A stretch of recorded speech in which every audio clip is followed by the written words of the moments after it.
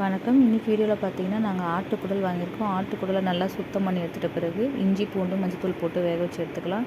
பெரிய ஆட்டுக்குடலுங்கிறதுனால பாதி குருமா மாதிரி வைக்க போகிறோம், பாதி கிரேவி மாதிரி நாங்கள் வறுக்க போகிறோம். பார்த்திங்கன்னா வித்தியாசமாக வெங்காயம் தக்காளி எல்லாத்தையுமே அரைச்சிட்டு கிரேவி பண்ண போகிறோம். மிக்ஸி ஜாரில் வெங்காயம் தக்காளி இஞ்சி பூண்டு மிளகு சோம்பு எல்லாத்தையும் நைஸாக அரைச்சிக்கலாம்.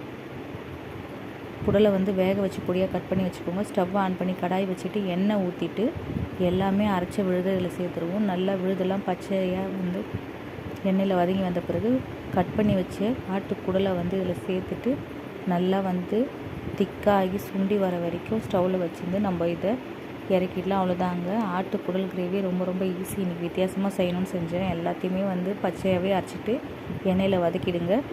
வெங்காயம் தக்காளி எல்லாமே அரைச்சிட்டு வெங்காயம் தக்காளி இஞ்சி பூண்டு மிளகு சோம்பு குழம்பு மிளகாய்த்தூள் எல்லாமே போட்டு மிக்ஸி ஜாரில் அரைச்சிட்டு நம்ம எண்ணெயில் வதக்கிட்டு இந்த குடல் கிரேவி சேர்த்துடலாம். அவ்வளோதான்.